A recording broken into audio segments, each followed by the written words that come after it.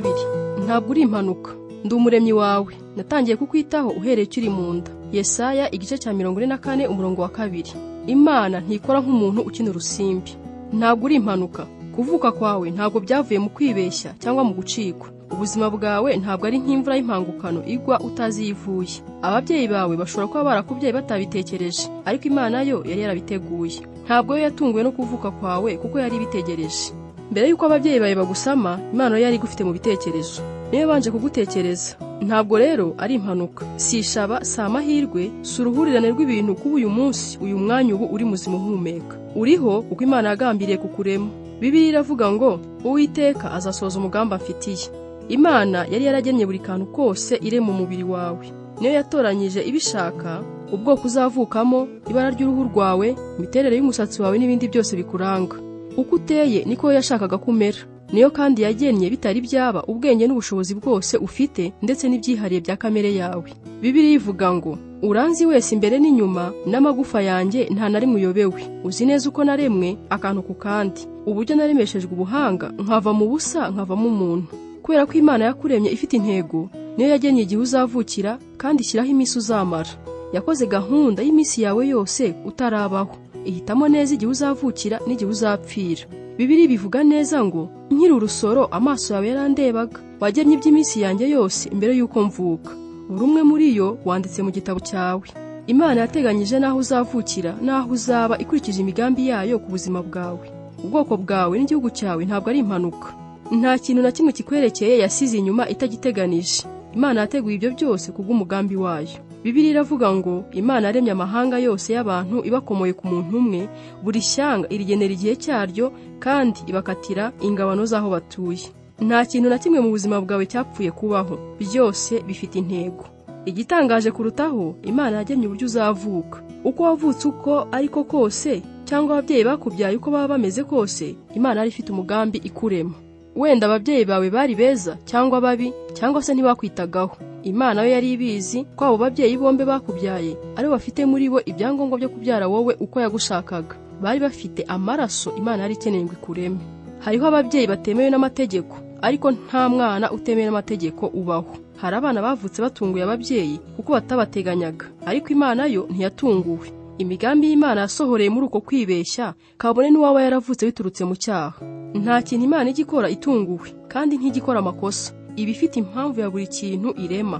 Buri kimera na buri nyamaswa byagambiriwe n'Imana, na buri muntu yaremwe Imana imufitiye umugambi.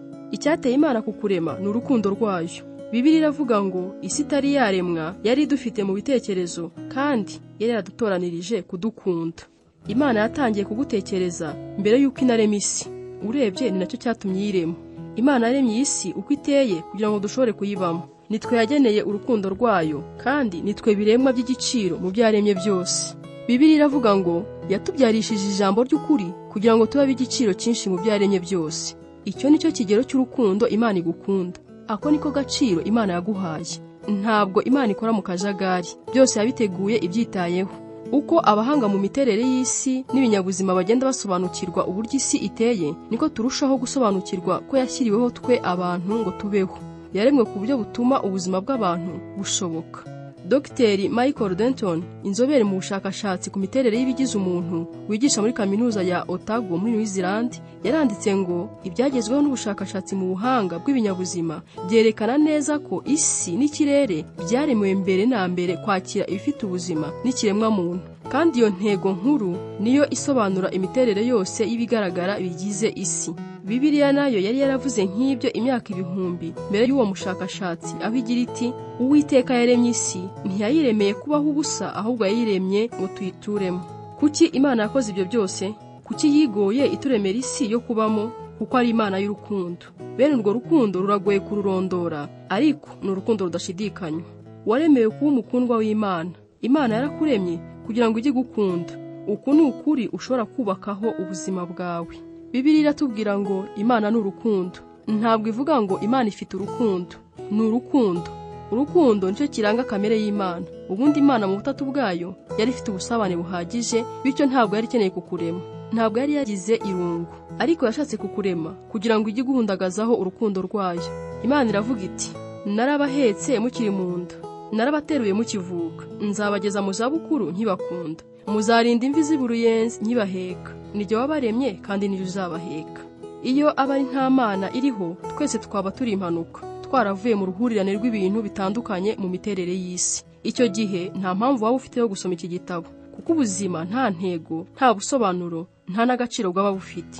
Nta kintu cyiza cyangwa kibi byaba biriho, kandi nta byiringiro byaba biriho hirya y'imyaka mike uzamara hano ku isi. Ariko hariho Imana yakuremye ifite impamvu, nicyo gituma ubuzima bwawe bufite agaciro gakomeye. Ako gaciro n'intego by'ubuzima bwacu dutangira kubimenya iyo dufashe Imana nk'urufatiro rw'ubuzima bwacu. Uwahinduye Bibiliya muri message yahinduye Abaroma igice cya 12 umurongo wa 3 mu buryo bukurikira ngo uburyo butibeshya bwo kumenya abo turi bo by'ukuri ni ukumenya neza Imana uko iteye n'ibyo dukorera. Iki gisigo cya Russell Kefa kibivuga neza mu magambo magufi. Ururiwe kubera impamvu, uri agace k'umugambi uhambaye, uri w'igiciro kandi waremwe mu buryo bwihariye. Mugabo mugore w'inyamibwa kuyaguhanze, uko usa kose bigira imvano, iyakubumbye ntiyibeshye, igihe gusobe kukiri iyo munda ukavuka uri uko yagennye kuba. Abakubyaye niwe yashimye, ubigayo ibishima uko wibwira, iyaguhanze niwe yatoye, irabasinyira ngo bakubyare. Bya bindi byose byakugoye Imana yawe yari ibizi, yariranye nawe ubwo wari ubabaye, nyamara byose bifite intego yo gutunganya umutima wawe ngo ufate isura yaguhanze. Hari impamvu yo kuba uriwe, wabumbwe ukuri n'iyaguhanze. Erega mukundwa ryo umenya impamvu, ibyo byose ni kubw'Imana. Umunsi wa 2, gutekereza ku ntego y'ubuzima bwanjye. Ingingo yo kuzirikana, ntabwo ndi impanuka. Umurongo wo gufata mu mutwe, ndi umuremyi wawe, natangiye kukwitaho uhereye ukiri mu nda. Yesaya igice cya 44 umurongo wa 2. Ikibazo cyo gutekerezaho, nzi ko Imana yandemye mu buryo bwihariye. Ni ibiki muri kamere yanjye, aho nkomoka cyangwa uko nteye ku mubiri numva ntakiri uko ndi?